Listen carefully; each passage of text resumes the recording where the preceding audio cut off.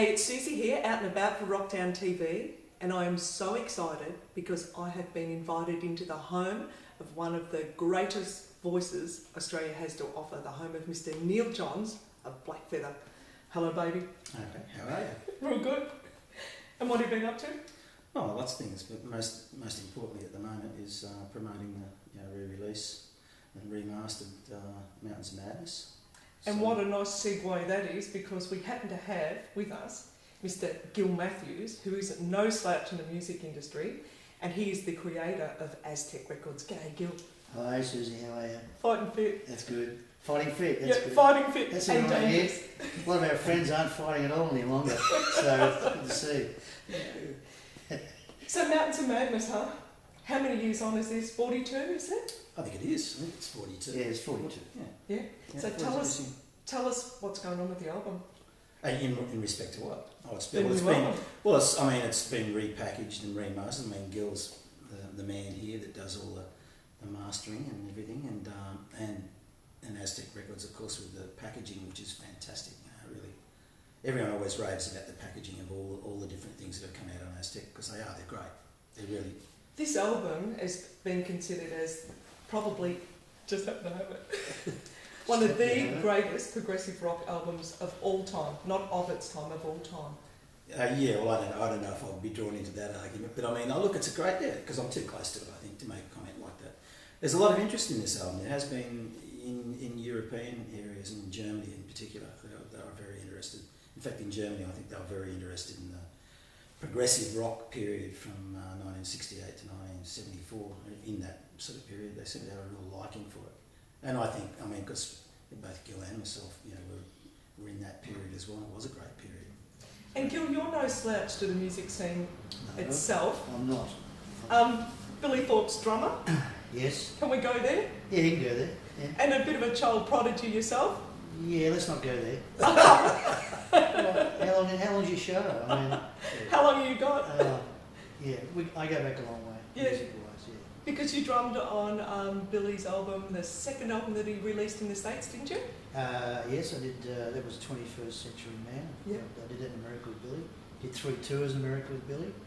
But I mean, I guess the main one is Aztec's Love of Somebody. I mean, that's when I joined, and we basically the band sort of got it together somehow. It was a fairly unique band at that point in time. So you know your music, so was that behind you thinking, let's create something like Aztec Records? No, what happened was that Billy rang me one day and said, you allowed to swear on the show? Okay. Billy rang me one day and said, Rats, Festival Records, used to call me Rats, Festival Records are going to put out a Best of Billy Thorpe and the Aztecs at $7.95, and I've told them to go and get fucked. What are we going to do? And I said, what do you mean, what are we going to do? Anyway, that's how the label started, because without putting down the record, the major record companies, I mean, they don't have the same attitude that people like I have, which is put something out as it was originally and make it a good package with a book, and don't throw it out there cheap and nasty at $8. Yeah. That's basically it. And this guy happens to have an amazing voice, and he's legendary for Seasons of Change. Can we drop that one? Well, it's one of the great. I mean, look, if you want to get down to the great Aussie singles that everyone knows and still gets played, you're talking about Eagle Rock, I'll Be Gone, Most People Think I'm Crazy, and Seeds of Change, as well as like The Real Thing, etc., etc.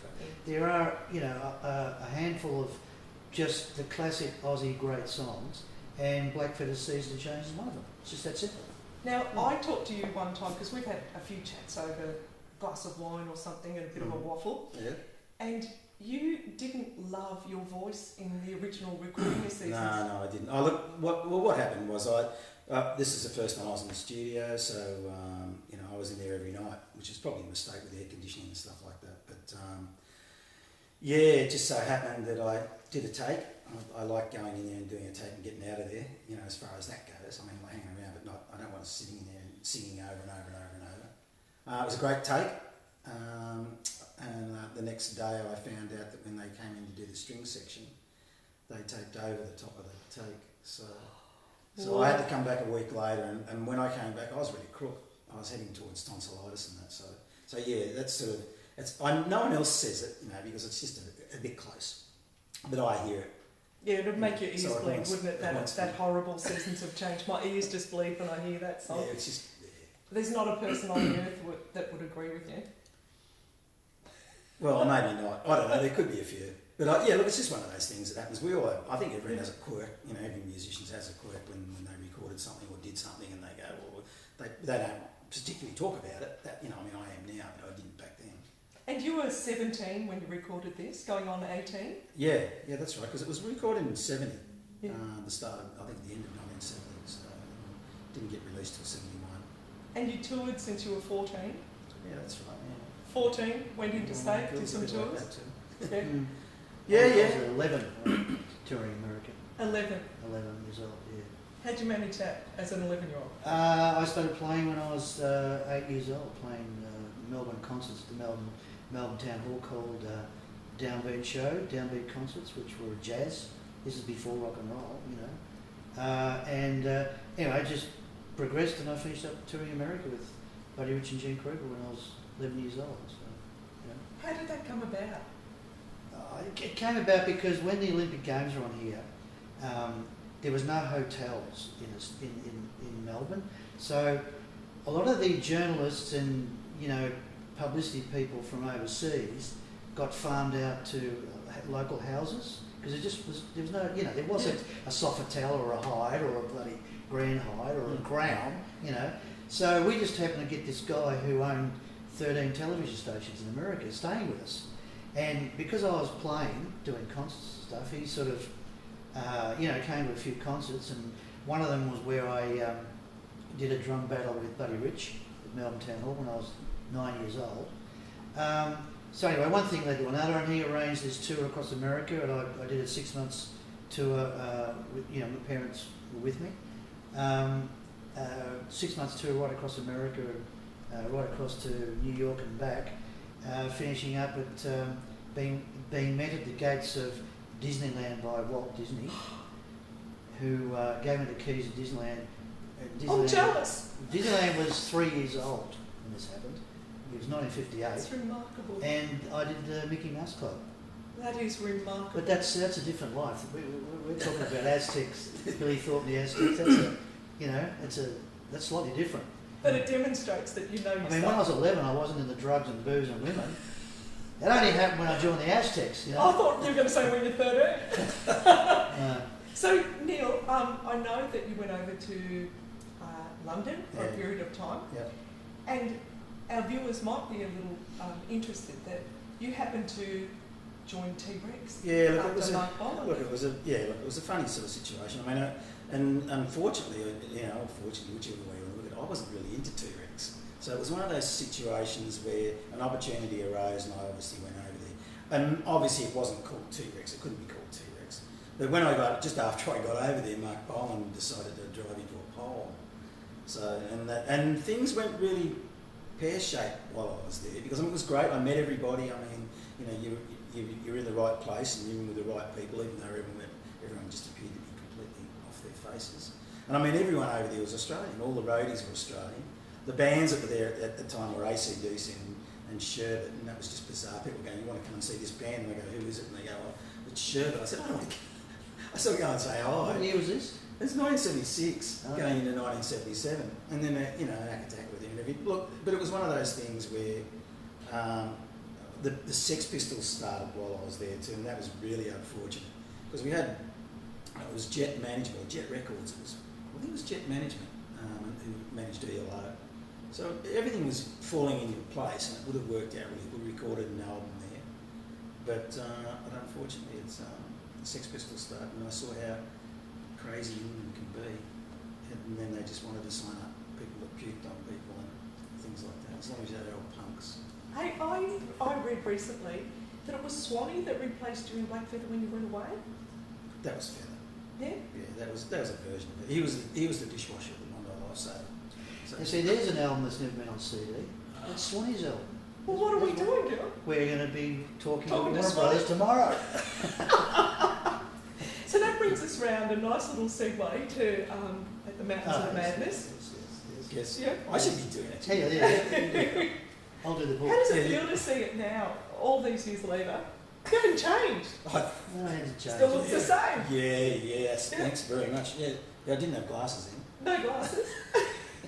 Oh, look, yep, it's all happening. So where can we get the album? Because our viewers will be wanting to know that. Okay, well, the album's available at JB Hi-Fi stores, any independent stores like in Melbourne, Gribble Records, Basement Discs, in Perth. Do you go to Perth?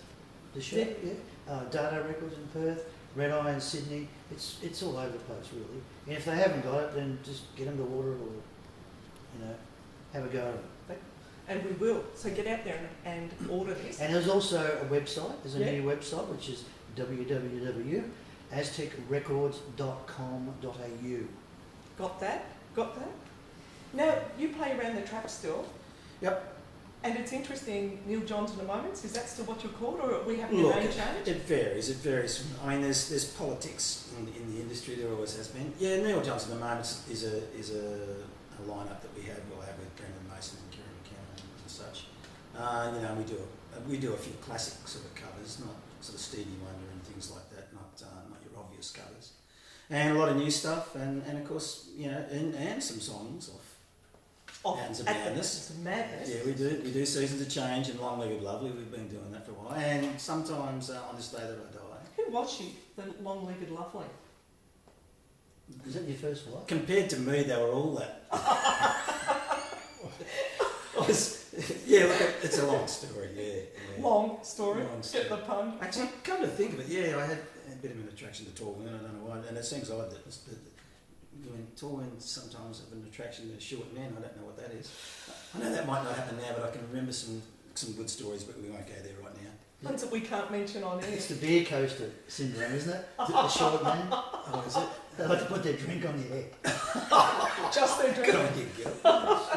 And a young Stuart Fraser, a 14-year-old Stuart Fraser, played with your lineup at one stage? That's right, yeah. That was the Feather. That's the one that became Feather. Feather, yeah. Yeah, and I wouldn't mind sort of playing with Stuart again. Stuart, because he's still doing some stuff around town, but Stuart's a great player. Yep. I think Saw him Stuart at and the Brendan ballet together last week. would do a very good interpretation of At the Mountains of Madness in a live situation. Yeah.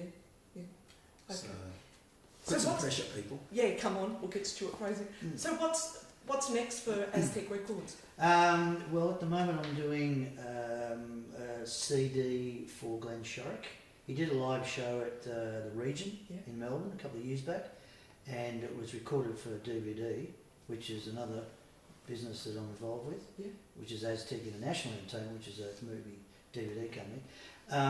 So I spoke to Glenn and I said, because he's doing the Go Show. Do you know about the Go Show? Know it well. Okay, well that's on, I think, August the 10th, from memory, at the Palais. Colleen Hewitt's on the bill. Colleen's doing it, Normie, Rose doing it, and Glenn and Brian Cadd.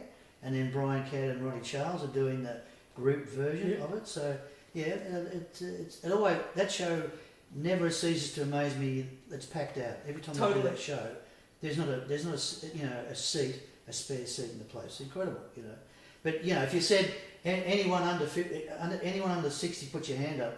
There's no hands going up, mate. They're all pretty old people, I was there. All right, there's one. There's this one. Let me tell you, we said that, and there's this one girl put her hand up. And I will be back at this Go Show. Yeah. And we will be backstage with Wrok Down at this Go Show. Right. Okay. Well, I'm playing drums in the band. Because that's what I was going to ask you next. I got conned into that. Yeah. And James Blake's doing keyboards. He's a good friend of mine because we worked in Mondo together. Yes. So we're doing that. So anyway, the Glenn thing is putting it out on CD because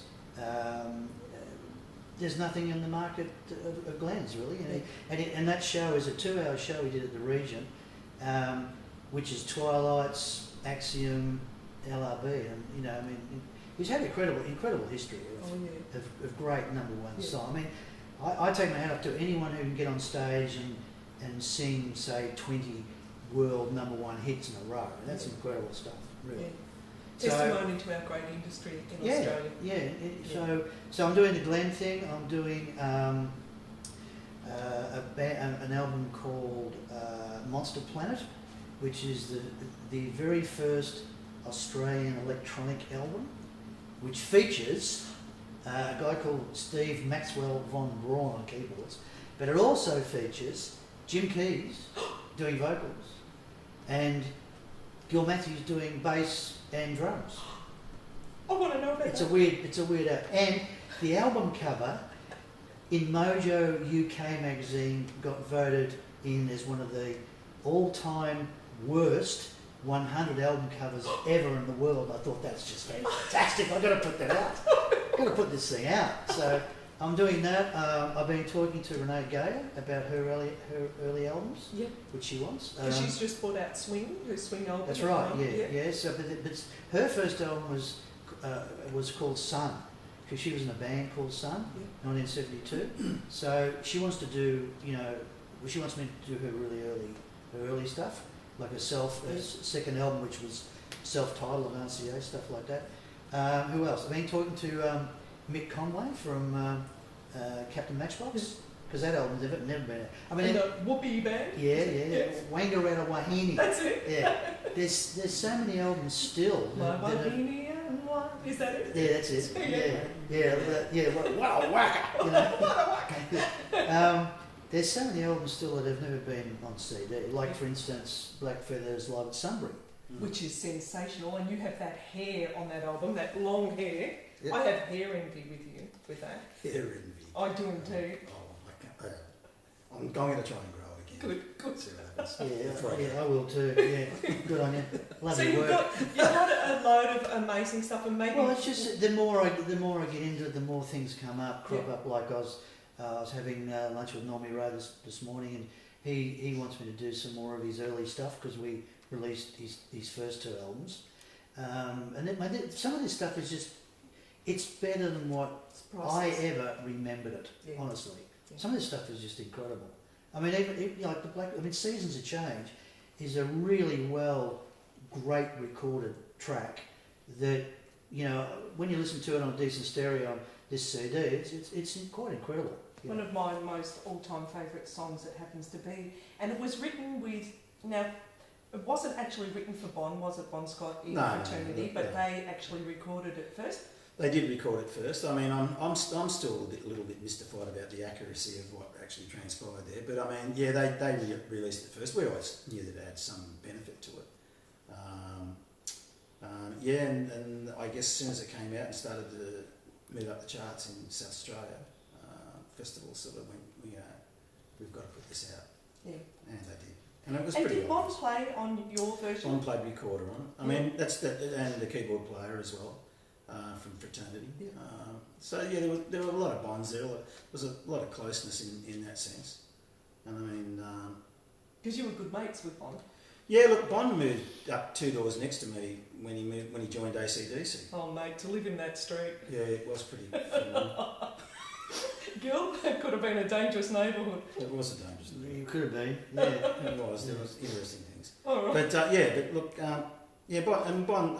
The connection seemed to be that Bond playing recorder was in association with the bagpipes. Yeah. Apparently, there's a lot of similarity between the I don't know what it's called, that part of the bagpipes. Excuse my ignorance, but I couldn't help The you. bags, that'll do. that's the squeeze. That's the squeeze. Squeeze the bag.